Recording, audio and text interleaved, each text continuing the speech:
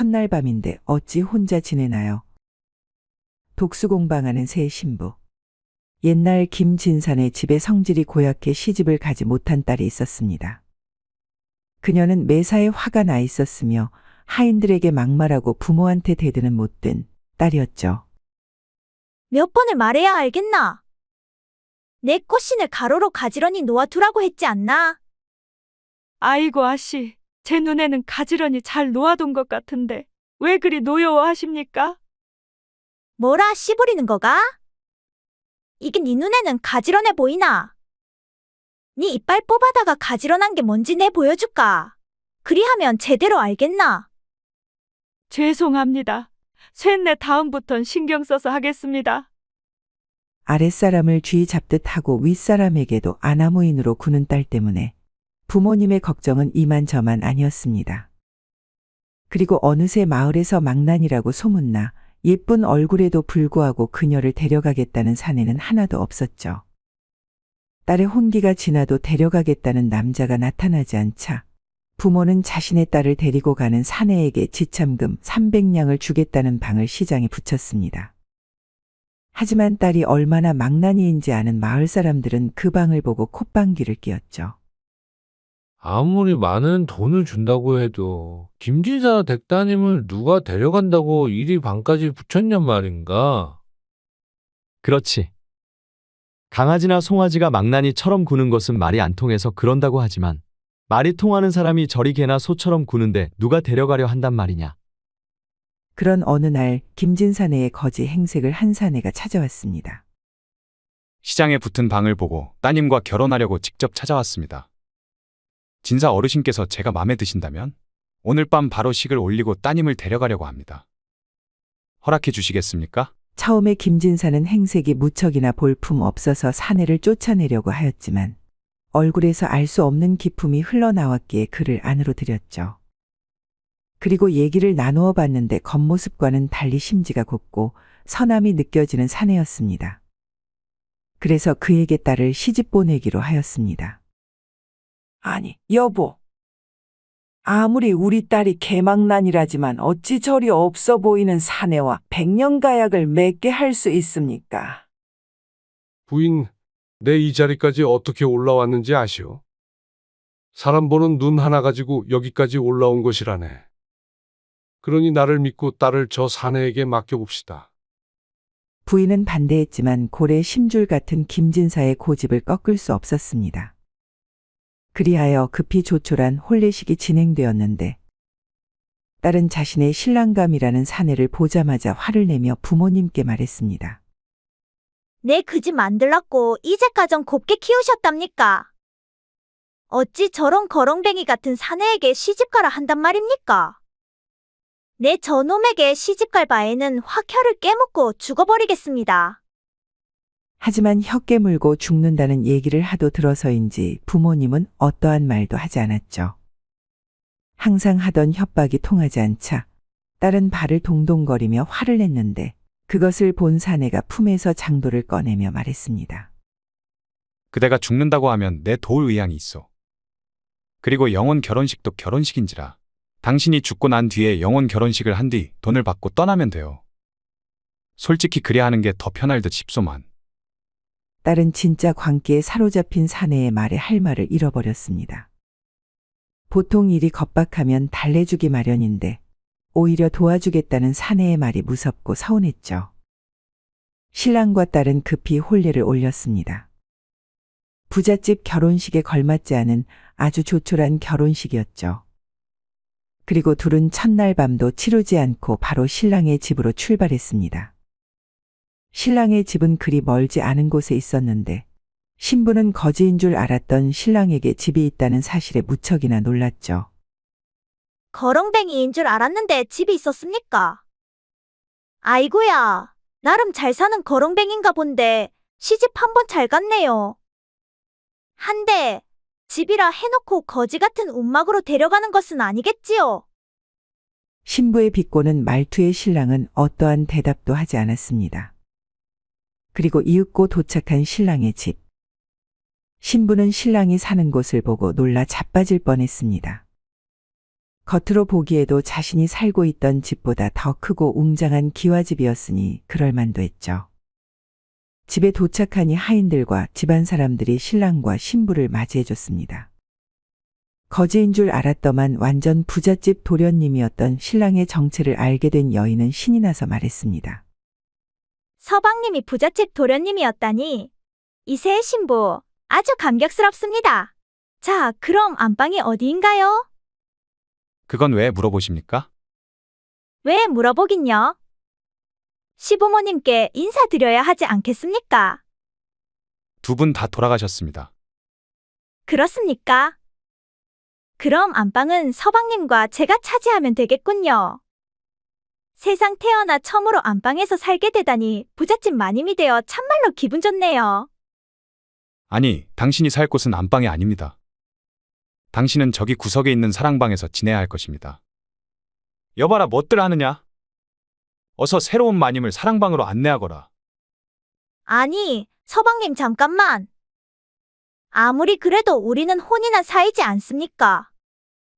그리고 신혼인데 어찌 홀로 독수공방 하라는 말씀이십니까? 말하지 않았습니까?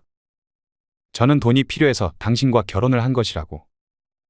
그리고 돈을 받은 이상 당신의 존재는 제게 없습니다. 그러니 눈앞에서 사라져 주시면 고맙겠습니다. 신랑의 차가운 말투에 신부는 화가 나서 소리치며 말했습니다.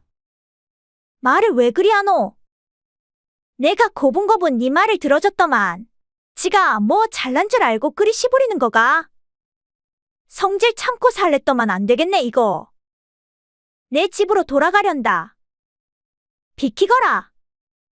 성질을 내며 집을 나가려고 하는 새 신부를 하인들이 둘러쌌습니다. 그리 폐악질을 부려도 어쩔 수 없습니다. 제 허락 없이는 절대로 나갈 수 없습니다. 여봐라, 어서 새마님을 사랑방으로 데리고 가지 않고 뭣들 하는 것이냐? 예, 알겠습니다. 어디서 더러운 손으로 나를 만지려고 하노? 내 참 더러워서 제발로 알아서 갈 터이니 몸에 손 떼지 마라. 손 댔다 하면 손가락을 다 분질러 버릴 것이다. 하인들은 신랑의 말에 신부를 데리고 집 구석에 있는 사랑방으로 안내했습니다. 그곳은 안채에서 가장 멀리 떨어져 있는 골방이었고 하인들도 드나들지 않는 곳이었죠. 향단이라는 여종 하나만 있을 뿐이었습니다. 그렇게 며칠이 흘렀죠. 마님, 이곳에 온 지도 어언 일주일이 지났는데 어떠세요? 이곳이 마음에 드십니까? 향단아, 네 돌대가리가. 네 같으면 요 조그마한 곳에서만 지내는데 마음이 편안하겠나? 머리는 창포 기름 바르라고 있는 것이 아니다. 생각하라고 있는 것이지. 너 때문에 답답해 죽겠어. 에이, 그래도 제가 있으니 좀 더 낫지 않습니까? 아무리 답답하더라도 말 동무 하나 있는 게 얼마나 감사한 일인데요. 밖에 나가지도 못하고 사랑방과 안뜰에서만 지내게 된 신부는 답답해 죽을 지경이었습니다. 하지만 다행히도 향단이라는 여종이 있어 그럭저럭 버틸 수 있었습니다. 그리고 신랑은 일주일에 한 번 나타나서 얼굴을 비추고는 아픈 곳은 없냐, 불편한 곳은 없냐 물어볼 뿐이었죠. 부인, 어디 아픈 곳은 없어? 아주 아파 뒤지겠는데. 이 답답한 곳에서 사니까 내가 화병이 나가 죽겠다. 서방, 니는 왜 내한테 이러는 긴데? 괜찮은가 보구려. 다음에 다시 오겠소. 짜증나니까 살아있을 때 말고 뒤지면 영원으로 오소. 그리 3개월이 지나고 어느 날 신랑은 신부에게 처갓집에 갈 테니 준비하라고 말했습니다. 신부는 3달을 사랑방에서 갇혀 지냈기에 신이 나서 옷도 대충 차려입고 신랑을 따라 길을 나섰죠. 그런데 친정으로 가는 길에 밭을 갈고 있는 소를 보며 신랑이 부인, 저 사슴 밭을 참 잘 갈지 않소? 라고 말했습니다. 눈깔이 검은 자가 햇빛에 바랜 겁니까? 아님 꼬리 바람난 모처럼 숭숭 뚫린 겁니까? 서방님, 저것은 소입니다, 소. 어찌 그리 모르는 것을 당당하게 말씀하십니까? 그리 말하자 신랑은 신부의 손을 잡고 다시 집으로 돌아가자고 말했습니다. 왜 그러십니까? 어서 친정집으로 가야지요. 왜 다시 돌아가신단 말씀이십니까? 변한 게 없는 더러운 성격에 당신을 어찌 처갓집으로 데리고 갈 수 있단 말이오? 이대로는 내 장인어른과 장모님을 볼 면목이 없어. 그러니 돌아갑시다. 아니, 이놈아. 네 부모가 내 부모지. 내가 보고 싶다는데 왜 네가 볼 면목이 없다고 말하는 거가? 얼굴이 못생겨서 그러노? 신랑은 아랑곳하지 않고 그녀를 데리고 집으로 돌아간 다음 사랑방에 가둬버렸습니다. 아니, 마님, 친정집에 간다 하지 않았습니까? 부인은 가는 도중에 일어난 일을 향단이에게 다 말했습니다. 그러자 향단이가 말했습니다. 마님 역시 고집이 센 걸로 알고 있는데, 우리 주인 어르신은 고집이 마님보다 더 마치 새 힘줄처럼 셉니다. 독하기도 얼마나 독한지 임제내란 때 다친 몸을 이끌고 한 달 동안 산을 기다시피 해서 집까지 돌아왔다 합니다. 그러니 반항은 그만하시고 어르신의 뜻을 따르시는 게 어떠한지요? 예전 같으면 여종이 자신에게 충고하는 일은 상상도 할 수 없는 일이었습니다. 하지만 둘밖에 없는 곳이었고 그동안 지내면서 정도 많이 들었기에 신부는 향단이의 말을 듣고 곰곰이 생각해 보았죠. 그리 3개월이 지나고 또 다시 신랑이 찾아왔습니다. 그동안 편안하셨습니까, 서방님? 고운 말로 인사하는 신부를 본 신랑은 너무 놀라 눈을 동그랗게 뜨고는 말했죠. 부인, 보통 아픈 게 아닌 것 같은데 내 어서 가서 의원을 불러오겠소. 아니, 나보다 빠른 돌쇠를 시켜서 불러올 테니 어서 가서 누워 있으시구려. 서방님, 저는 괜찮습니다. 아픈 곳이 하나도 없습니다. 그저 요 근래 예법을 익혀가지고 말투나 행동 거지가 바뀐 것뿐입니다. 왜 싫습니까? 아니요. 일이 빠른 시간에 바뀔 줄을 몰라서. 향단이가 많이 도와줬습니다. 그리고 소학과 가래를 매일같이 읽고 쓰며 익히도록 노력했지요. 그동안 노력을 많이 했구려. 아주 잘했소. 그나저나 내가 또 일이 들린 것은 처갓집에 인사를 드리려고 함이니 어서 준비하고 나오시게. 둘은 또 다시 처갓집으로 향했습니다. 정확히 3달 만의 외출이었죠. 신랑은 이번에는 길을 가다가 길 한가운데서 꼬리를 흔드는 강아지를 보았습니다. 부인, 저 소 좀 보시오. 어찌 저리 앙증맞고 귀여운지 모르겠소. 그러자 여인은 참지 못하고 또 다시 예전 말버릇이 튀어나왔습니다. 아니, 서방님. 검은 자의 바둑알을 박은 것입니까? 어찌 그리 보고도 모르시는지요? 저 동물은 개입니다, 개. 서방님도 가끔씩 술 마시면 되는 게 말입니다. 멍멍이 말입니다. 사실 부인은 소학과 가래는 읽지도 않았습니다. 그저 신랑의 비위를 맞춰 이 지긋지긋한 곳을 빠져나가려고 한 것이죠. 그리고 처갓집에 도착하자마자 이 모든 사실을 부모님께 일러 바치려고 한 것이었습니다. 이번에도 어김없이 신랑은 신부를 데리고 자신의 집으로 되돌아갔습니다. 하지만 신부는 순순히 끌려가지 않고 신랑의 손을 벗어나 도망치려 하였죠. 하지만 옆에서 지켜보고 있던 하인이 합세하니 어쩔 도리가 없었고 또 다시 꼼짝없이 사랑방으로 끌려가 버리고 말았습니다. 그렇게 1년이란 시간이 더 흘렀습니다. 신부는 향단이와 함께 단 둘이 사랑방에서 지내니 미쳐버릴 지경이었습니다. 물론 그동안 도망칠 궁리도 하고 실제로 담을 넘어 도망치기도 하였지만 얼마 안 가 잡혀버리고 말았죠. 사랑방은 마치 창살 없는 감옥 같았습니다. 먹을 것 걱정 없는 감옥. 그제서야 부인은 자신이 보잘것없는 존재라는 것을 알게 되었습니다.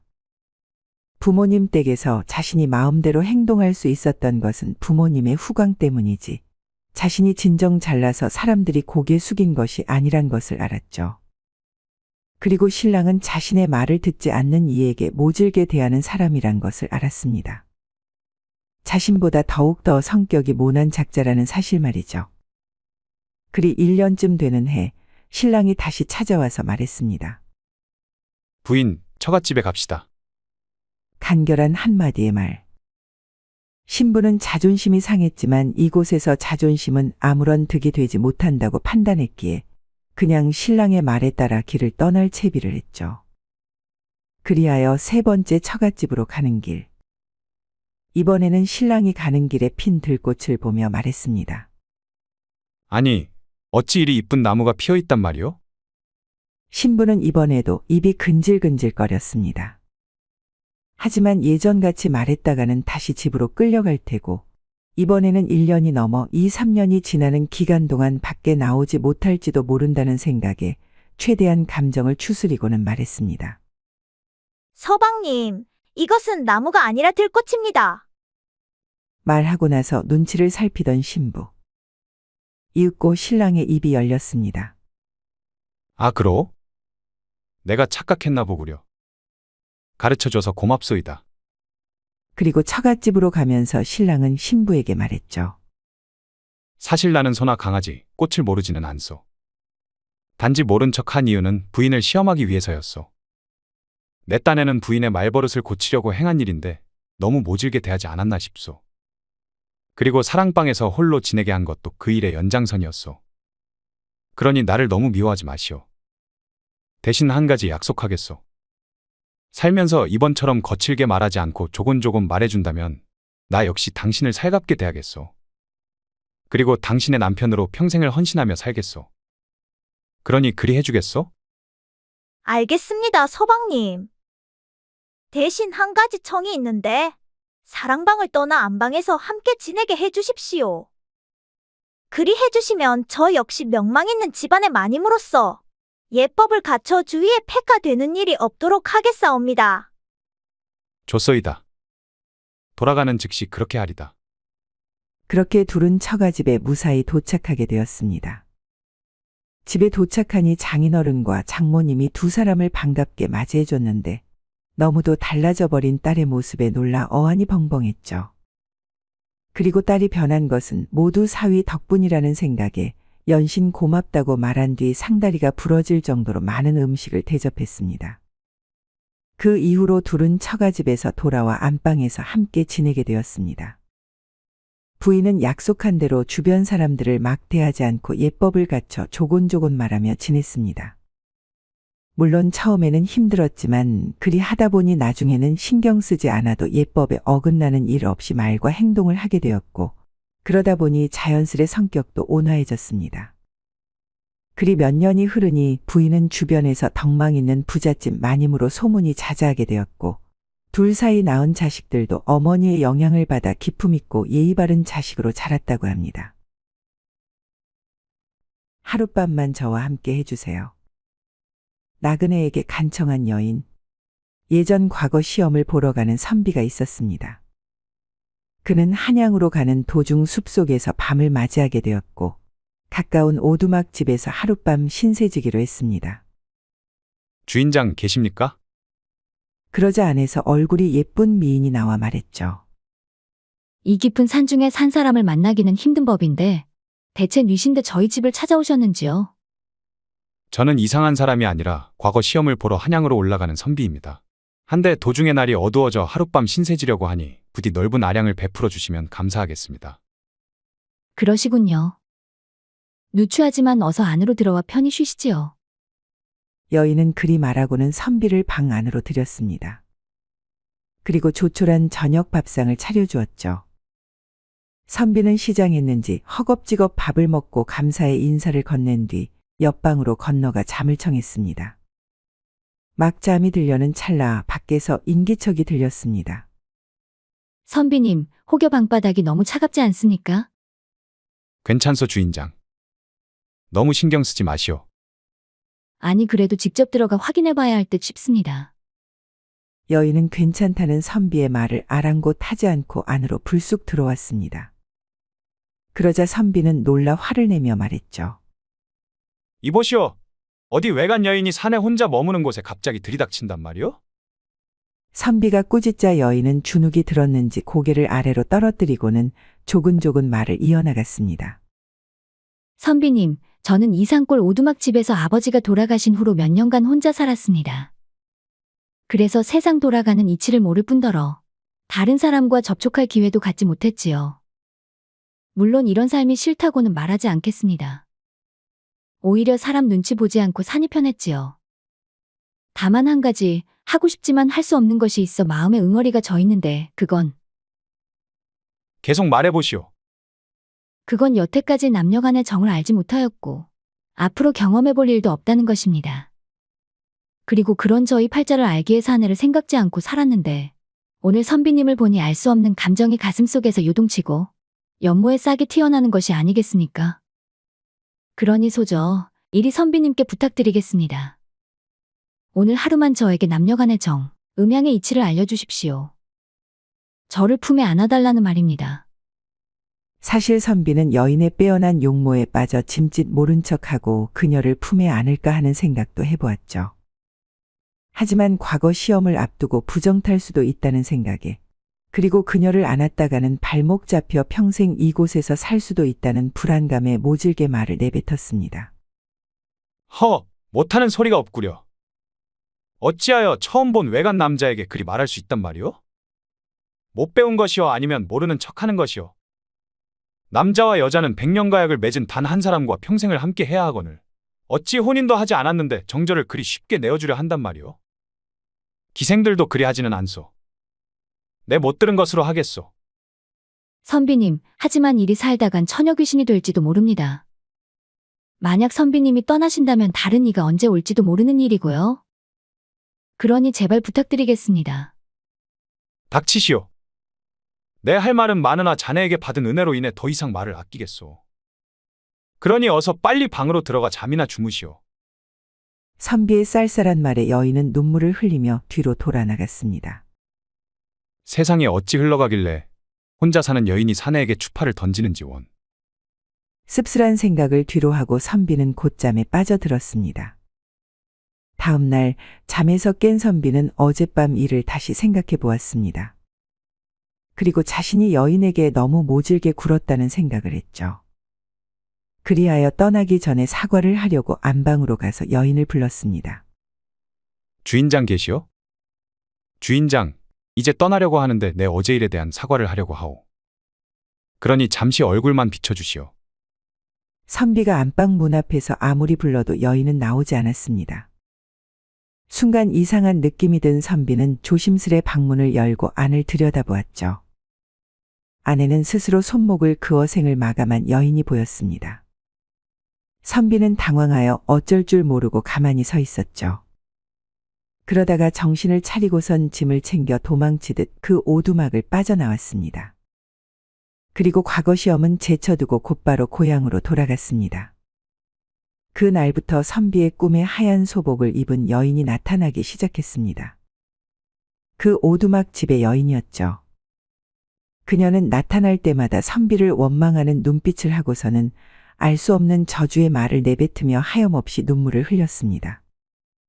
여인이 매일같이 나타나니 잠도 자지 못하고 잠이 부족하니 하려고 하는 공부도 안 되고, 선비는 더 이상 이리 지냈다가는 큰일이 나겠다는 생각에 옆 마을에 살고 있는 스승님을 찾아갔습니다. 스승님, 하나뿐인 제자 일이 살다가는 제명에 못 살 것 같습니다. 대체 뭔 일이길래 품행을 단정치 아니하고 산 것처럼 그리 오두방정을 떠느냐? 선비는 예전 과거 시험을 보러 가서 생긴 일에 대해 상세하게 말했습니다. 그리고 그 이후로 여인이 계속 꿈에 나타나 죽을 지경이라는 얘기를 했죠. 그의 얘기를 듣고 덕망 있는 군자였던 스승은 한참을 생각하고는 말했습니다. 이래는 권도, 즉 그때의 형편에 따라 임기응변으로 일을 처리하는 방도가 필요한 법이니라. 일처리는 정당하였으나 마음 씀씀이는 야박하였으니 어찌 해가 없을 수 있겠느냐. 아무리 여인이 잘못을 했다고 해도 어르고 달래 후환이 남지 않도록 했어야 했느니라. 말 한마디에 천냥 빚을 갚는다고 하지 않더냐. 스승님은 그리 말하고는 여인의 집에 다시 찾아가 시신을 수습하고 명복을 빌어주라고 말했습니다. 그 말을 듣자마자 선비는 예전 여인이 기거하던 오두막집으로 향했죠. 그리고 도착하자마자 여인의 방에 들어가 시신을 찾아 앞마당으로 들고 나왔습니다. 그리고 땅을 파서 시신을 묻고 그 위에 돌을 쌓아 올렸습니다. 그 다음 선비는 아침에는 절에 올라가 부처님께 그녀의 명복을 빌고, 낮에는 오두막으로 돌아가 부인의 무덤에 앉아 자신의 죄를 뉘우치고 또 뉘우쳤습니다. 물론 사과의 말도 빼놓지 않았죠. 그리 100일쯤 지났을 때 여인이 꿈에서 나타나 말했습니다. 평생 당신을 원망하고 저주하며 괴롭히려고 했습니다. 하지만 이렇게 부처님께 저희 명복을 빌어주고 자신의 잘못을 사과하니 이제 그만 놓아주도록 하겠습니다. 앞으로 선비님의 남은 생에 좋은 일만 있길 바라겠습니다. 감사했습니다. 그 이후로 여인은 선비의 꿈에 나타나지 않았습니다. 그리하여 한결 마음이 편해진 선비는 다시 과거 공부를 시작했고 얼마 지나지 않아 시험에 합격해 관직에 올랐습니다. 그리고 이 일을 교훈 삼아 말을 할 때는 한 번 더 생각하고 말하고 상대방을 기분 나쁘게 하지 않게 행동했습니다. 그리하여 윗사람들에게 많은 총애를 받았죠. 그리고 선비를 좋게 본 사람의 중매로 좋은 아내를 만나 결혼하였습니다. 그렇게 결혼도 하고 아이도 낳고 선비는 죽은 여인이 바란 대로 좋은 일만 가득한 삶을 살다가 갔다고 합니다. 흑룡을 죽여주게나. 무인도에 갇힌 선비. 예전 명망 있었지만 몰락한 무인가가 있었습니다. 몇십 년 전까지만 해도 나란 일을 하는 무인을 배출하기로 유명했는데 지금은 쇠퇴에 그저 명맥만 겨우 유지하고 있을 뿐이었죠. 대를 이을 아들을 낳지 못한 탓도 있었지만 몇 안 되는 아들들도 하나같이 몸이 좋지 않아 무인이 되지 못했기 때문이었습니다. 진섭이란 사내 역시 마찬가지였습니다. 3대 독자였던 진섭 역시 몸이 허약하여 무술을 제대로 배우지 못했습니다. 하지만 부모님의 기대가 이만저만 아니었기에 매일같이 마당에 나와 무술을 연마하는 척만 할 뿐이었죠. 명망 있는 무인가의 자제분이 그리 몸을 놀려서야 되겠는가? 보는 내가 다 부끄럽구려. 이 사람아 그런 소리 하지 말게. 혹여라도 부모님이 들으신다면 얼마나 속상해 하시겠나. 그러면 부모님의 속을 썩이지 말고 어서 빨리 무술을 갈고 닦아 관직 하나 꿰차야 하지 않겠나? 스치는 바람에도 다리가 후들거릴 정도의 약골인데 무술을 연마한다고 관직을 얻을 수 있겠나? 되려 배우려다 골병이나 들지 않으면 다행이지. 친한 중마고우였던 대인은 가끔 진섭을 찾아와 이렇게 놀리고는 했죠. 시시한 농은 됐고 이 시간에 나를 찾아왔다는 것은 부탁할 것이 있다는 소리인데. 역시 눈치 한번 빠르구만. 사실은 내가 이번에 명나라의 사신을 호위하는 임무를 맡았는데 그 임무에 나와 함께 가달라는 청을 하기 위해서라네. 이 사람아, 내가 간다고 뭐 달라지겠나. 힘도 쓰지 못하는 약골인데. 그렇지만 자네는 활을 잘 다루지 않나? 그것도 자네 집안 대대로 내려오는 가보를 말이야. 진섭네 집에는 집안 대대로 내려오는 활이 하나 있었습니다. 화려하기 그지 없는 모양으로 활을 모르는 이가 봐도 한눈에 범상치 않은 물건이라는 것을 알아챌 정도였죠. 하지만 신기하게도 그 활은 가문의 사람만이 다룰 수 있었습니다. 아무리 힘센 장사가 와도 활 시위를 당기지 못했죠. 그러기에 진섭 같은 약골도 손쉽게 다룰 수 있었던 것이었습니다. 내 힘으로 당길 수 있는 활은 그것뿐이긴 하다만 큰 도움이 되련지 모르겠네. 그리고 나도 할 일이 산더미 같아 선뜻 나서기 어려울 듯하네만. 자기 비하하면서 거절하는 것은 이쯤에서 그만하고 특별히 이번 일에 동행한다면 내 자네에게 돈을 주겠네. 100냥, 아니 더 얹어서 200냥을 주지. 어떠한가? 바로 준비하고 출발하겠네. 그리하여 진섭과 대인은 사신을 데리러 명나라로 향했습니다. 대인은 큰 배를 가지고 있었는데 그는 아래에 선원 67명을 둘 정도로 제법 능력 있는 선장이었죠. 그들은 한 달이나 걸려 명나라에 도착했습니다. 그러고는 사신을 태워 조선으로 향했죠. 이리 편히 돈 벌어도 되는 건가? 위험하기는커녕 마음이 편안하네. 쉿, 이 사람아. 그리 말하면 꼭 없던 일도 생기는 게 이 바닷일이라네. 그러니 괜히 긁어 부스럼 만들지 말고 입 다물고 있게나. 말이 시가 된 것이었을까요? 사신을 태운 배가 조그마한 섬을 지나치려는 찰나 순간 멈춰서 옴짝달싹도 못하는 이상한 일이 벌어졌습니다. 해류를 잘못한 것도 아니었고 바람이 불지 않는 것도 아니었는데 말입니다. 귀신이 곡할 노릇이네 이거. 난데없이 바다 한가운데서 오도 가도 못하다니. 이게 어찌 된 건가? 이거 보게 진섭이 자네가 그리 말하니 없던 일도 생기는 것이 아닌가? 대의의 말에 진섭은 억울하다는 표정을 하며 말했습니다.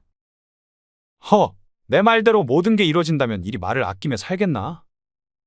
그러니 말도 안 되는 억측은 집어치우게나. 선원들은 어떻게든 배를 움직이려고 갖은 노력을 기울였습니다. 하지만 배는 얼어붙은 듯 꼼짝하지 않았죠. 그 와중에 누군가가 나와서 선장에게 말했습니다. 왜인지 모르겠지만 용왕님이 활을 가진 사내를 섬에 남겨두라고 하십니다. 그리 하지 않는다면 이곳에서 한 발자국도 움직일 수 없다고 하시네요. 자네, 그게 참말인가? 그리고 자네는 그 사실을 얻지 않은가? 어머니가 무당이시고 저 역시 그 피를 이어받아 웬만한 것은 보고 들을 수 있습니다. 대인은 미간을 찌푸리고 한참을 생각하더니 진섭 쪽으로 고개를 돌렸습니다. 진섭은 황당했지만 미신을 숭배하다시피 하는 바닷사람들의 특성을 아는 까닭에 친구가 곤란한 상황에 처하지 않게 먼저 나서서 섬에 남겠다고 말했습니다. 용왕님이 그리 내 얼굴을 보고 싶어 하시니 무난 인사라도 드리는 것이 예의 아니겠나. 내 섬에 남을 테니 걱정 말고 임무나 잘 끝마치게나. 그리고 좋다고 술 퍼마시지 말고 곧바로 나를 데리러 와주게. 진섭, 미안하네. 그리고 내 입장을 이해해줘서 고맙네. 내 꼭 약속하겠네. 일을 마치는 즉시 쉬지 않고 이곳으로 다시 돌아올 테니 그때까지만 버텨주게. 그리고 절대 위험한 짓은 하지 말게나. 중마고오를 섬에 혼자 남겨두고 가는 게 미안했던지 대인은 눈물을 흘렸습니다. 그리고 꼭 돌아오겠다는 말과 함께 식량과 물을 건네주었죠. 진섭이 식량과 물을 가지고 섬에 내리고 나니 신기하게도 배는 다시 움직이기 시작했습니다. 멀리 떠나는 배를 바라보며 진섭은 씁쓸하게 입맛을 다셨죠. 용왕님이 무슨 용건이 있으시길래 이리 나를 괴롭힌단 말이냐? 진섭은 거처를 마련하려고 섬의 이곳저곳을 돌아다녔습니다. 섬에는 바위굴이 하나 있었는데 독사들이 득실거렸기에 거주하기에 위험해 보였죠. 또 물가에는 커다란 고래가 일으킨 파도 때문에 조금이라도 방심했다간 바로 바다로 쓸려갈 것 같았습니다. 그래서 진섭은 어쩔 수 없이 섬 내부 깊숙한 곳에 자리를 잡았죠. 주변 나뭇가지를 모아놓고 부싯깃으로 어찌어찌 불을 피운 그는 노곤해진 탓에 나뭇잎을 대충 깔고 누워 잠을 청하려고 했습니다. 그때 갑자기 화려한 옷을 입은 백발 노인이 나타났습니다. 왜 매일같이 노인의 모습으로 현연하게 하는지 이놈의 자라는 참 고리타분하단 말이야. 뭐 그 덕에 믿음직하지만 이복에 인사가 늦었구만. 나는 바다를 다스리는 용왕이라네. 그러니 버릇없게 누워있지 말고 어서 일어나 나에게 경의를 표하게나. 깜짝 놀란 진섭은 자리에서 일어나 용왕을 향해 절을 했습니다. 참 예의 바른 친구구만. 좋네 좋아. 웃음 짓는 용왕의 모습을 보며 진섭은 말을 꺼냈습니다. 배에 탄 이에 따르면 용왕님께서 제게 말씀하실 것이 있다고 하던데 그것이 무엇이길래 배를 멈추고 저만 이곳에 내리도록 한 것입니까? 자네 성격이 왜 그리 급한가? 바로 본론으로 들어가자는 건데 뭐 그런 점이 싫지는 않구만. 내 자네를 부른 이유는 북해에 사는 버릇없는 흑룡놈을 처치해달라고 부탁하기 위함일세. 이 놈이 억세고 힘이 좋아 야금야금 내 영역을 침범하고 있는데 나로서는 조금 벅찬 상황이 아닐 수가 없네. 한데 그 활을 가지고 있는 자를 만나니 어찌 도와달라 말하지 않을 수가 있겠는가? 이 활 말씀이십니까? 이것은 저희 가문 대대로 내려오는 갑오인데 이것이 뭔 일길래 그리 말하시는 건가요? 그것은 예전 자네 조상에게 내가 물려준 활일세. 당시에는 일본군이 쳐들어와서 자네 나라가 혼란한 시기였는데 자네 조상이 나에게 힘을 빌려달라고 빌고 빌어 내 친히 나의 활을 내어준 것이라네.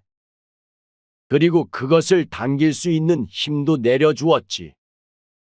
또한 그 활만이 저 버릇없는 흑룡을 없앨 수 있다네. 그러면 직접 이 활을 당기시어 잡으면 되지 않습니까? 아니면 필시 제가 화를 당겨야만 하는 이유가 있는 것입니까? 아니, 사실 귀찮아서 그러네. 진섭은 아무 말도 하지 못했고 날은 어느새 저물었습니다. 다음 날 용왕은 진섭을 동쪽 해변가로 데리고 갔습니다. 그리고 아무 말도 않고 한참을 먼 바다만 바라보았죠. 그렇게 시간이 흐르고 갑자기 바다에서 구름이 일더니 천둥과 벼락이 사납게 내리치고 파도가 드높이 솟구쳤습니다. 그리고 바다에서 흑룡이 하나 나타났죠. 요란하게 나타나는 것을 보니 관심 받는 걸 좋아하는 버릇은 못 고쳤나 보군. 하긴 저놈의 싸가지도 고치지 못하는데 어련하겠나. 이복에 진섭이라고 했나? 네, 용왕님.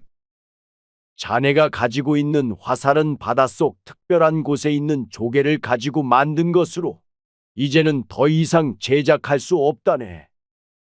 그러니 2대 남은 화살을 정확히 조준해서 꼭 명중시켜야만 하네. 용왕의 말에 진섭은 부담감이 차올라 정신이 아득해질 지경이었습니다. 하지만 이내 덜덜 떨리는 손으로 활의 화살을 걸어 힘차게 쏘았죠. 첫 발은 빗나갔습니다. 아무래도 용 주변에 있는 세찬 바람 때문인 것 같았죠. 이제 한 발 남았네. 잘할 수 있겠는가? 진섭은 노인이 용왕만 아니라면 주둥이를 쳐버리고 싶을 정도였습니다. 그만큼 용왕이 주는 부담감이 상당했죠. 정조준한 첫 발이 오른쪽으로 빗나갔으니 약간 왼쪽으로 조준하고 쏴야겠다. 그리하여 발사된 2번째 화살. 명중이었습니다.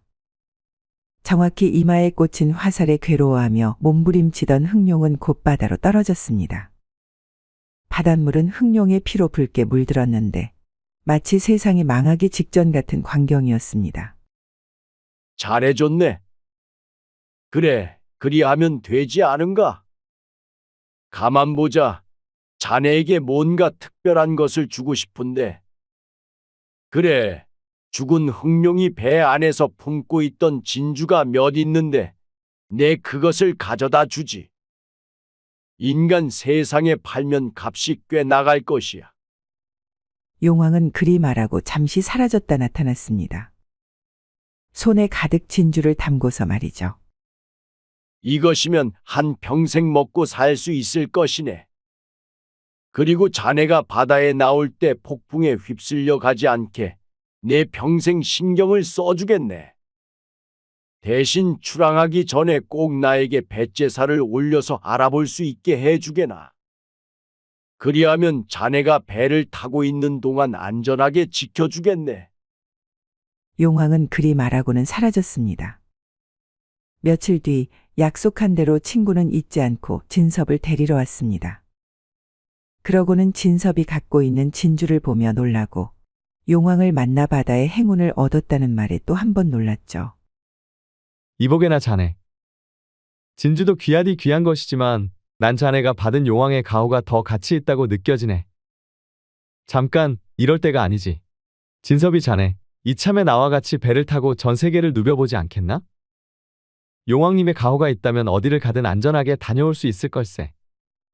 며칠이 지나 무트로 돌아오게 된 진섭은 가지고 있던 진주를 전부 내다 팔았습니다. 그리고 그것으로 크고 튼튼한 배를 구입한 다음 친구 데이와 함께 전 세계를 누비는 항해길에 올랐습니다. 그리하여 중마고우였던 둘은 남은 평생을 배를 타고 세계 곳곳을 누비며 행복하게 보냈다고 합니다. 물론 그들이 가는 곳마다 바다 날씨는 좋다 못해 쾌청했는데 모두 진섭이 받은 용왕님의 가호 덕분이었죠. 어머니, 이게 어찌 된 건가요? 먼 곳에 사는 새신랑. 옛날 어느 마을에 혼기가 꽉 찬 처녀가 있었습니다. 그녀는 얼굴도 예쁘고 마음씨도 고왔지만 집안이 가난해서인지 그녀를 데려가겠다는 사내는 도통 없었죠. 그러던 어느 날 한동안 기별이 없었던 그녀의 외삼촌, 어머니의 오라버니가 불쑥 찾아왔습니다.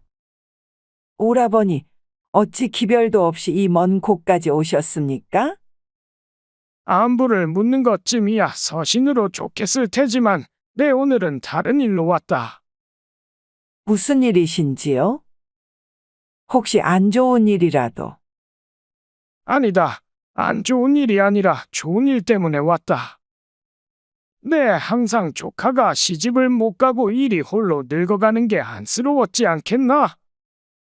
그래서 자네는 모르게 사방팔방을 돌아다니며 조카에게 맞는 사윗감을 보러 다녔었지.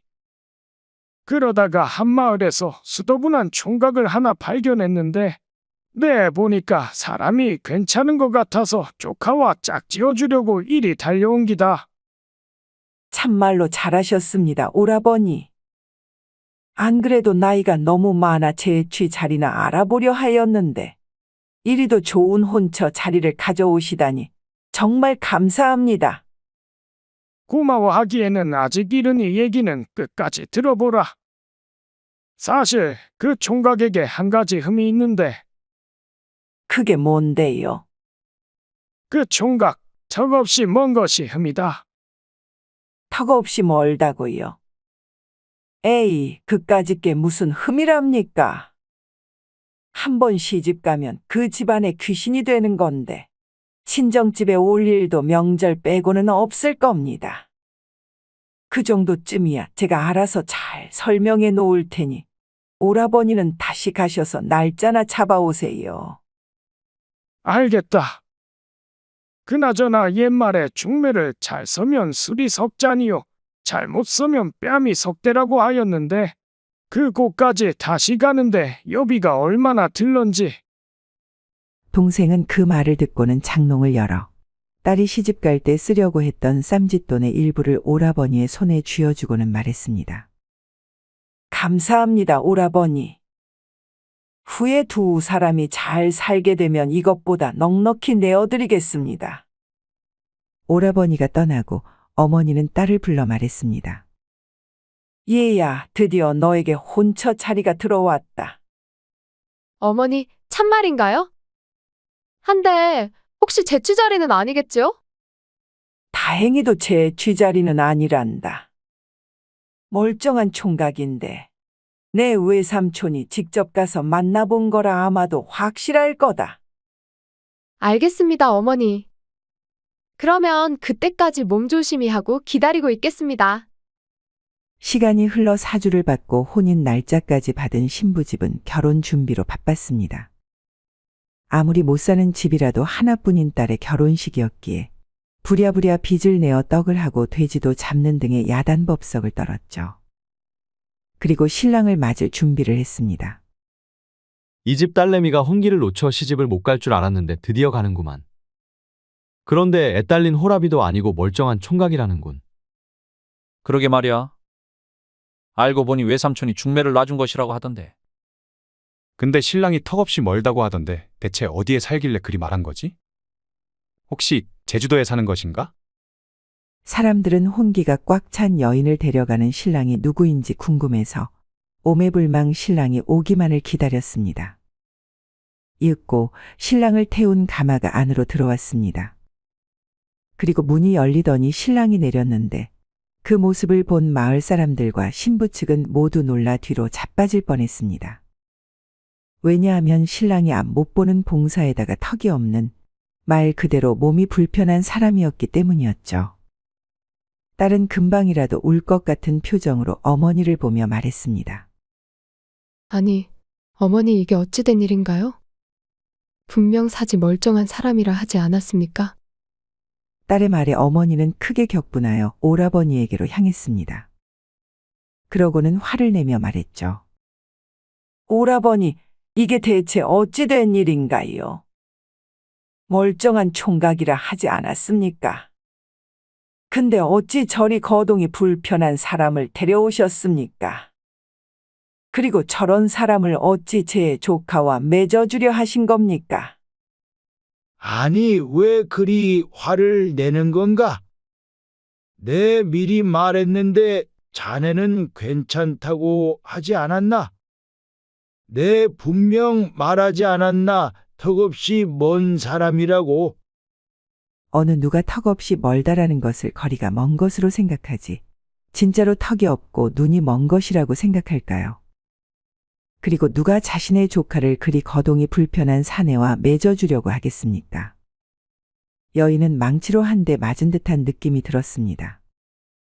어째서 외삼촌이라는 사람이 자신의 조카를 저런 사내와 맺어주려고 했는지 도통 알 수 없었습니다. 그러다가 생각했죠. 중매를 잘 해주어 없는 쌈짓돈을 꺼내 손에 쥐어줬던 그날의 기억을 말입니다. 그리하여 분노에 찬 눈빛으로 오라버니를 쳐다봤는데 그런 동생의 눈빛을 느꼈던 것인지 외삼촌이라는 사람은 슬슬 뒷걸음질 치더니 그 길로 먼 곳으로 도망쳐 버렸습니다. 도망치는 오라버니의 뒷모습을 바라보며 어머니는 사람들 앞에서 말했습니다. 저는 이 혼인이 방금 도망간 제 오라비에 의해 이루어질 뻔한 거짓 혼인이라고 생각합니다. 분명 그는 이렇게 말했습니다. 한 가지 흠이 있는데 턱없이 먼 것이 흠이다. 라고요. 여러분도 아시겠지만 이것을 들으면 그저 거리가 먼 것이겠구나 라고 생각하시지. 진짜 턱이 없고 눈 먼 것이라고 누가 생각하시겠습니까? 아무리 혼기가 꽉 차서 눈에 가시인 딸이지만 이대로 저 총각에게 시집을 보내지는 못하겠습니다. 그저 지금처럼 제 품에 품고서는 저 혼자 아프고 저 혼자 불편해하겠습니다. 그리고 이렇게 저희 딸의 결혼을 축복해주기 위해 오신 분들에게 추한 모습을 보였지만 어미인 제 마음이 그러하니 너그럽게 용서해 주시고 마련한 음식과 술을 눈치 보지 말고 마음껏 즐겨주셨으면 합니다. 다시 한번 말씀드리지만 정말 죄송하고 송구스럽습니다. 그녀는 그리 말하고는 딸을 데리고 방 안으로 들어갔습니다. 그리고 나와서 신랑에게 말했습니다. 자네에게 내가 몹쓸 짓을 한 것 같네. 하지만 자네도 나중에 자식을 낳으면 나를 이해할 것이라고 믿네. 하여튼 미안하고 또 미안하네. 이후로 여인은 자신의 오라비와 연을 끊고 딸과 함께 단둘이 살았습니다. 물론 이후로도 딸은 결혼하지 못했지만 평생 수발을 들고 사느니 혼자가 낫다는 어머니의 말을 되뇌이며 남은 생을 홀로 편안하게 살다 갔다고 합니다. 그럼 안으로 들어가겠습니다. 남편을 잃은 과부와 옆집 청년. 옛날 문경세제 아래에 사는 부부가 있었습니다. 그들의 집은 가난하였는데 남편은 어려운 형편을 벗어나고자 매일같이 산에 올라 나무를 해 시장에 내다 팔았습니다. 그렇게 부지런하게 몇 년을 하자 제법 살림도 갖출 수 있게 되었고 끼니를 걸을 일도 없게 되었습니다. 그럭저럭 먹고 살만했고 부부의 금술도 좋았죠. 부부네 옆집에는 한 청년이 살았는데 눈빛이 사납고 매서웠습니다. 마치 살인자의 눈 같았죠. 때문에 부인은 남편에게 옆집 청년과 어울리지 말라 일러두었지만 남편은 그녀의 말을 대수롭지 않게 여기고는 청년과 함께 술도 마시고 낚시도 하면서 우애를 쌓아나갔습니다. 그러던 어느 날 옆집 청년이 찾아와 말했습니다. 형님, 제가 하던 일을 그만두고 나무나 해볼까 하는데 도통 어찌하는지 모르겠습니다. 그러니 제게 나무하는 법을 가르쳐 주시지 않겠습니까? 알겠네. 알겠어. 대신 내 가르침은 값이 꽤 나간다네. 맨 입으로는 안 되는 것 알지? 그럼요, 당연하죠. 그럴 줄 알고 제가 주모에게 좋은 막걸리 하나 내놓으라 하였으니 이따 일 끝나고 주막에서 한잔하고 가시지요. 제가 사겠습니다. 역시 동생은 뭘 좀 안다니까 말야. 남편과 옆집 청년은 그리 희낙낙거리며 도끼를 하나씩 들고 산으로 올라갔습니다.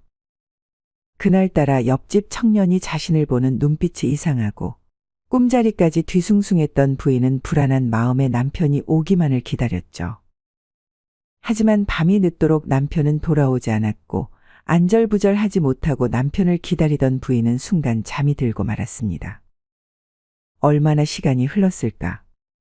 갑자기 밖에서 옆집 청년의 목소리가 들렸습니다.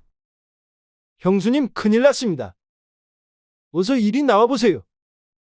갑작스런 옆집 청년의 외침에 놀라 잠에서 깬 부인은 밖으로 나갔습니다. 밖에는 얼굴에 피칠갑을 한 청년이 보였는데 그 어디에도 남편의 모습은 온데간데 보이지 않았죠. 아니, 이게 대체 무슨 일인가요? 그리고 제 서방님은 어디다 냅두고 혼자 온 것인가요? 그게 사실은 청년은 산에 올라가서 나무를 하다가 호랑이를 만났다고 했습니다. 그리고 남편은 자신이 미끼가 될 테니 도망치라고 말하고선 호랑이를 유인했지만 결국 잡아먹혔다고 했죠. 그 덕분에 청년은 무사히 빠져나올 수 있었다고 말했습니다. 죄송합니다. 정말 죄송합니다. 형님을 꼭 지켜드려야 했는데 저 혼자만 살아서 죄송합니다. 부인은 그 말을 듣고는 땅에 털썩 주저앉고 말았습니다. 그러고는 청년을 원망하는 말도 남편의 시신에 대해 묻지도 못한 채 하염없이 눈물만 흘렸죠. 시간이 흐르고 새댁에서 과부가 된 여인은 하루 종일 남편에 대한 생각만을 하며 살 수는 없었습니다. 그러기에는 집안이 넉넉지 않았고 당장 먹고 살 일이 막막했기 때문이었습니다. 그나마 남편이 남겨준 땅 서너 마지가 전부였는데 여인 혼자 농사 짓기에는 무척이나 힘에 부쳤죠. 그런 과부의 모습을 보았는지 옆집 청년이 찾아와 일을 거들어 주겠다고 말했습니다. 형님의 마지막 말이 형수님을 잘 돌봐달라는 것이었습니다. 그러니 조금의 죄책감이라도 덜 수 있게 농사일을 거들어 드리겠습니다. 그리고 농사일 말고도 도움이 필요하시면 언제든지 말씀만 해주십시오. 그는 농사일을 도우는 것뿐만 아니라 먹을 곡식 또한 가져다 주었습니다. 그리고 붓두막도 고쳐주고 마당의 대문도 고쳐주는 등 여인 혼자 할 수 없는 일들을 도맡아 대신 해주었죠. 남편과의 약속을 지키려고 이리도 열심히 내 일을 도와주는 거겠지? 과부는 그저 그렇게만 생각했습니다. 그러지 않고는 청년에게 자꾸만 가는 눈길을 마음을 더 이상 어찌할 수 없을 것 같다는 생각이 들어서였죠. 아무래도 시간이 지나면서 자신도 모르게 청년에게 정이 든 모양이었습니다. 그리고 이 사실을 어렴풋이 눈치챈 옆집 청년은 그날 밤 조심스레 과부댁에 문을 두드렸습니다. 리십니까? 옆집 덕춘이옵니다. 아는 동생이긴 하나 피 하나 섞이지 않은 남남. 헌데 어찌 외간 남자가 이 밤중에 홀로 사는 과부 집에 문을 두드린단 말입니까? 외롭기도 하고 적적하기도 하고 그리고 아궁이에 불이 꺼져서 춥기도 하고 그래서 찾아왔습니다. 과부는 자신의 마음을 알기에 청년을 돌려보내려고 했죠. 분명 늦은 시간에 같이 있다가는 그의 품에 안길 것만 같았기 때문이었습니다. 하지만 춥다는 그의 말이 과부에게 좋은 핑곗거리가 되어주었고 때문에 더 이상 이성의 끈을 잡지 못한 과부는 그를 안으로 들였습니다. 아이고, 아궁이에 불이 꺼졌다니 그거 큰일이군요. 어서 안으로 들어와서 뜨끈한 아랫목에 몸을 녹이시지요. 청년은 안으로 들어갔습니다. 몸 좀 녹이려던 아랫목에는 과부가 이불을 깔고 누워 있었는데 그녀는 이불을 들추고는 사양 말고 들어오라고 말했습니다. 이불을 전부 옮길 수는 없는 노릇 아니겠습니까? 그러니 불편하겠지만 이해해 주시고 어서 안으로 들어오시지요. 그럼 사양 말고 안으로 들어가겠습니다. 이불로 들어간 후 청년과 과부는 한 몸이 되어 뒤엉켰습니다. 둘 다 오랫동안 짝없이 홀로 살았으니 순식간에 불꽃이 일었던 것이었죠. 그리고 그날 밤 이후로 둘은 한 집에서 같이 살게 되었습니다. 궁합이 잘 맞았던 것인지 아니면 서로를 배려해서인지 과부와 청년은 마치 방금 결혼한 신랑 신부처럼 달콤한 신혼생활에 젖어들었습니다. 같이 밥 먹고 같이 잠자고 같이 일하는 등 매일같이 하루도 빠짐없이 붙어 다녔죠. 그런 어느 비가 세차게 내리는 날이었습니다. 과부는 청년을 자신의 치마폭에 눕히고는 조심스레 귀를 파주고 있었죠. 그러면서 세차게 내리는 비를 보며 말했습니다. 오늘은 비가 참 많이 내리네요. 짐승들도 이렇게 비가 오는 날은 쉬겠죠? 비가 와서 몸이 굼뜨는 것은 둘째치고 사냥감의 흔적이나 냄새를 맡지 못할 테니까요. 피냄새가 비의 흔적도 없이 사라지겠죠? 그러자 가만히 잠자코 듣고 있던 청년이 말했습니다. 딱히 그러지도 않을게요. 사람이 죽어 피를 흘리면 생각보다 많이 나오기에 비가 전부 다 지우지 못할 것이외다. 그리고 사람은 커서 그런지 피의 양도 어마어마하다오. 예전 사람을 도끼로 찍었을 때 피가 하염없이 계속해서. 청년은 순간 아차하며 입을 막았습니다. 사실 그는 과부의 남편을 죽였을 때의 이야기를 자신도 모르게 말한 것이었고, 혹시 과부가 그것을 눈치챘을까봐 조심스레 그녀의 얼굴을 쳐다보았죠. 하지만 아는지 모르는지 과부는 별일 없는 듯 이야기를 이어나갔습니다. 어째 꼭 사람을 죽여본 것처럼 말씀하십니까? 농이라고 해도 간담이 서늘해지네요. 미안하오. 내 실수로 잘못 말한 것이오. 사람과 사슴을 헷갈려서 말한 것이니 너무 무서워하지 마시오. 청년은 다행히도 잘 넘어갔다고 생각했죠. 하지만 그것은 착각이었습니다. 과부는 청년의 말에 모든 것을 눈치챘고 혹시라도 아는 것처럼 행동하면 자신에게도 해가 갈까봐 모른 척 했던 것이었습니다. 그날 밤 과부는 청년에게 술상을 차려주었습니다. 이게 웬 술상이요? 역시 내 마음을 아는 것은 당신뿐이라니까. 비 오는 날 막걸리 한 사발을 먹고 싶은 내 마음을 어찌 알고 이리 준비했냔 말이오. 당연하지요. 함께 산 지는 얼마 되지 않았지만 우리는 천생연분 아닙니까? 청년은 과부가 따라주는 막걸리를 마시고 또 마셨습니다. 아무런 의심도 하지 않고 말이죠. 밤이 깊어 술에 떡이 된 청년은 자리에 누워 잠을 청하려고 하였습니다.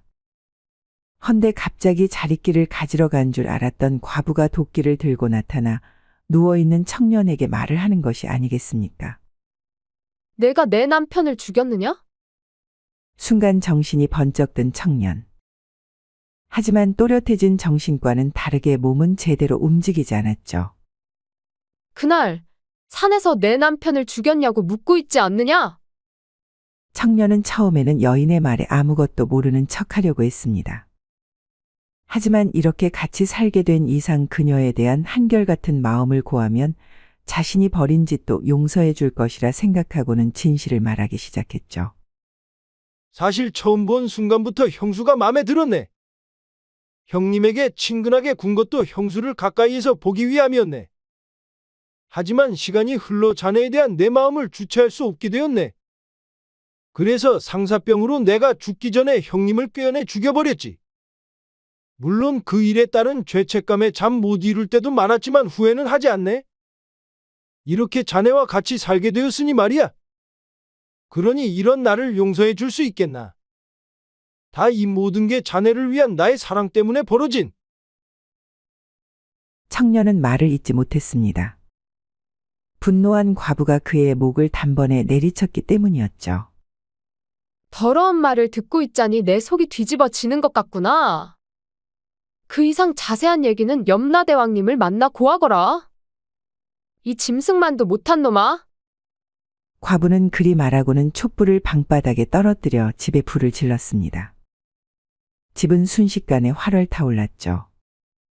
그리고 불타는 집 앞에서 배를 문지르며 말했습니다. 아비가 살인자라고 할지라도 너와는 아무 상관없단다. 그리고 살인자 아비마저 이 세상을 떠났으니 내가 말하지 않는 이상 그 누구도 알지 못할 테고. 그러니 이 어미와 함께 먼 곳으로 가서 살자. 아무도 모르는 곳에서 둘이 오손도손 같이 살자꾸나. 과부는 그리 말하고는 챙겨놓은 찜을 가지고 멀리 떠났습니다.